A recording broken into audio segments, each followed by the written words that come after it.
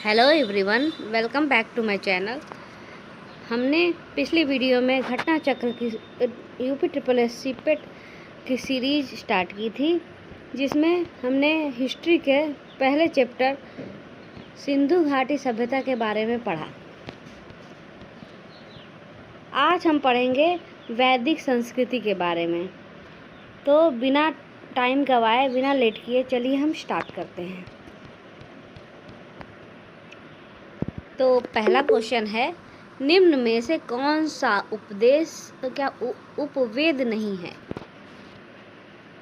Option A धनुर्वेद, option B शस्त्रशास्त्र, option C यजुर्वेद, ऑप्शन डी योगवेद। तो इन चारों में से जो उपवेद नहीं है वो है योगवेद। धनुर्वेद, शस्त्रशास्त्र और आयुर्वेद, ये तीनों के तीनों उपवेद में आते हैं। प्रश्नगत विकल्पों में योगवेद को छोड़कर अन्य सभी उपवेद हैं।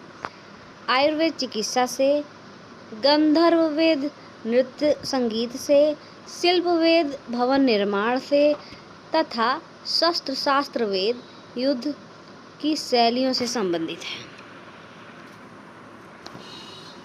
अगला क्वेश्चन है, वैदिक देवता इंद्र किसके देवता हैं?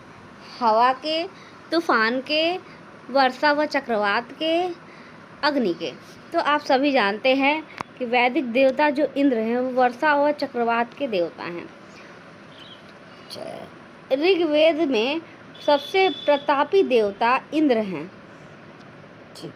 तो सबसे प्रतापी देवता जो है इंद्र हैं, जिन्हें पुरंदर अथवा किले को तोड़ने वाला कहा जाता है। इंद्र आर्यों के युद्ध देवता के रूप में चिन्हित हैं। आर्यों के युद्ध देवता के रूप में चिन्हित हैं, जिसने असुरों से लड़ने में आर्य सैनिक का नेतृत्व किया और उन्हें विजय दिलाई। ऋग्वेद में इंद्र पर 250 सूक्त हैं। इन्हें वर्षा के देवता के रूप में भी चिन्हित किया गया है। नेक्स्ट है, पंचगव्य में निम्नलिखित में से क्या सम्मिलित नहीं किया जाता? गाय का दूध, गाय का गोबर, गाय का घी और तुलसी। तो इसमें पंचगव्य में जो तुलसी है उसको चिन्हित नहीं किया गया, सम्मिलित नहीं किया गया है। गाय के दूध, घी, दही, घी, मूत्र और गोबर। ठीक है, दूध 1, घी 2, दही 3, मूत्र 4 और गोबर 5। इन पांचों चीज से जो निर्मित पदार्थ है उसे पंचगव्य कहलाता है। आयुर्वेद में इसे औषधि की मान्यता प्राप्त है। तुलसी पंचगव्य का हिस्सा नहीं है। नेक्स्ट है, महाजनी प्रथा का सर्वप्रथम उल्लेख निम्नलिखित में से किस प्राचीन ग्रंथ में हुआ है? महाजनी प्रथा रामायण, महाभारत, शतपथ ब्राह्मण और उपनिषद।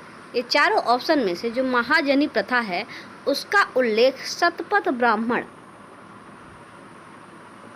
की प्राचीन ग्रंथ में हुआ है। महाजनी प्रथा का सर्वप्रथम उल्लेख शतपथ ब्राह्मण में हुआ है। इसमें सूदखोर को कुशी दीन कहा जाता है। ठीक है, नेक्स्ट है, राजस्व लेखपाल में जो है शतपथ ब्राह्मण और तैत्तिरीय ब्राह्मण के मूल पाठ हैं। किसके मूल पाठ हैं?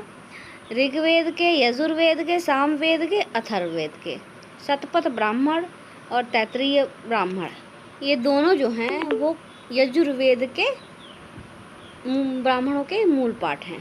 ठीक है, शतपथ ब्राह्मण और तैत्तिरीय ब्राह्मण यजुर्वेद के ब्राह्मण मूल पाठ हैं।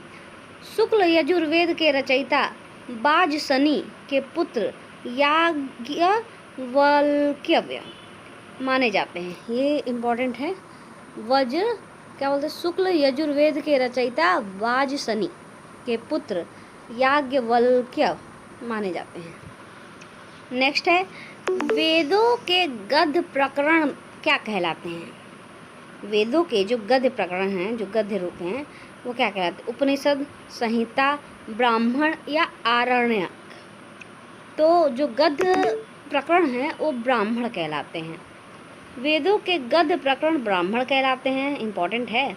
ऋग्वेद के ब्राह्मण ग्रंथ ऐतरेय व कौशिकी, यजुर्वेद के शतपथ, तैत्तिरीय, मैत्रेयी, काष्टक तथा कठकपिष्टक, सामवेद के पंचविंश, जैमिनीय आदि तथा अथर्ववेद के गोपथ हैं।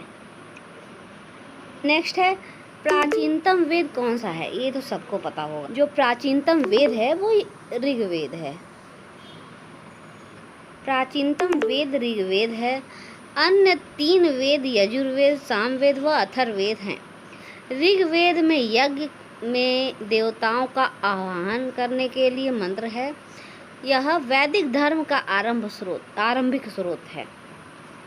इसके सूक्तों की संख्या 1028 तथा मंत्रों की संख्या लगभग 10,552 है, जिसमें देवताओं की स्तुति की गई है। इसके 10 मंडल हैं। देखिए क्या बोला कि मंत्रों की जो संख्या है वो 10,552 है और जो सूक्तों की संख्या वो 1028 है और जो मंडल है उसमें 10 हैं। नेक्स्ट है ऋग्वेद में निहित गायत्री मंत्र किस देवता को समर्पित है? अग्नि देवता, मारुति देवता, इंद्र देवता, सावित्री। तो जो ऋग्वेद में गायत्री मंत्र है वो सावित्री को समर्पित है, देवी सावित्री।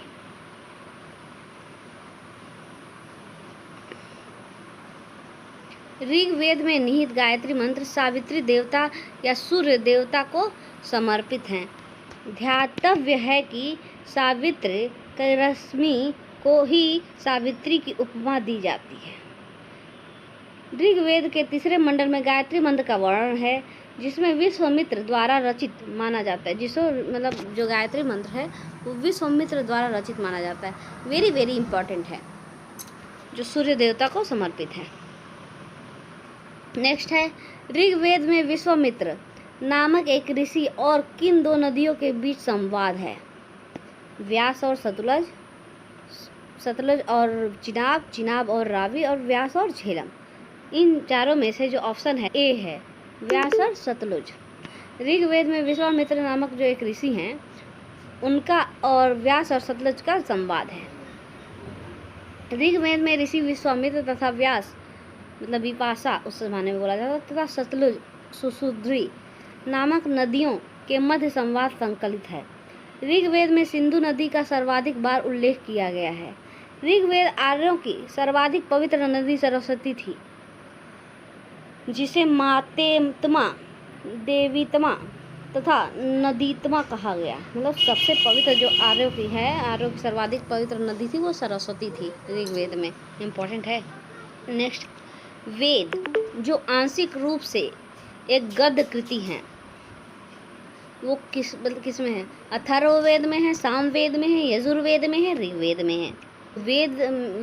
किस वेद में आंशिक रूप से एक गद्य कृति है? वो है यजुर्वेद। यजुर्वेद आंशिक रूप से एक गद्य कृति है। यजुर्वेद के अध्याय जो आंशिक रूप से छंद और आंशिक रूप से गद्य में बने हैं, वे कई प्रार्थनाएं और सूक्त शामिल हैं। यजुर्वेद के अध्यायों में विभिन्न यज्ञों को करने का विस्तृत विवरण है। ये सबसे इम्पोर्टेंट है। यज्ञों को करने का विस्तृत विवरण जो है ये यजुर्वेद में है। नेक्स्ट है वेद के अंतिम भाग को निम्नलिखित में से किस नाम से जाना जाता है? वेदांग, उपनिषद, आरण्यक या ब्राह्मण। जो वेद का अंतिम भाग है उसे क्या कहा जाता है? वेदांग कहा जाता है। वेद के अंतिम भाग को वेदांग के नाम से जाना जाता है। नेक्स्ट है रामायण में मांडवी किसकी पत्नी थी? हाँ, तो ये जानते होंगे आप। रामायण में जो मांडवी हैं वो भरत की पत्नी थी। रामायण में मांडवी भरत की पत्नी थी, जबकि सीता भगवान राम की, उर्मिला लक्ष्मण की तथा श्रुतकृति शत्रुघ्न की पत्नी थी। नेक्स्ट है महाभारत में वर्णित कुरुक्षेत्र की लड़ाई महाभारत में निर्मित कुरुक्षेत्र की लड़ाई कितने दिन तक लड़ी गई थी? ये तो आप सभी को पता होगा। महाभारत में जो कुरुक्षेत्र की लड़ाई थी वो 18 दिन तक लड़ी गई थी। महाभारत में वर्णित कुरुक्षेत्र का युद्ध कौरवों और पांडवों के मध्य हस्तिनापुर साम्राज्य के सिंहासन की प्राप्ति के लिए लड़ा गया था। यह युद्ध 18 दिन तक लड़ा गया था। नेक्स्ट है, ऋषि मनु के अनुसार पुरानी पवित्र नदियों सरस्वती और धृति के बीच का भूभाग किस नाम से जाना जाता है? तो यह जाना जाता है ब्रह्मावर्त के नाम से। ऋषि मनु के अनुसार पुरानी पवित्र नदियों सरस्वती और धृति के बीच का भूभाग ब्रह्मावर्त के नाम से जाना जाता है। तो ये रहे वैदिक संस्कृति के 14 क्वेश्चन जो प्रीवियस ईयर पेपर में आए हैं। हम ये घटना चक्र सीरीज़ शुरू किए हैं। जो आपको अच्छा लगे तो कमेंट ज़रूर करिएगा। नेक्स्ट वीडियो जल्दी ही आपके लिए लाऊंगी। अगर आपको वीडियो पसंद आया हो तो लाइक और सब्सक्राइब ज़रूर करिएगा।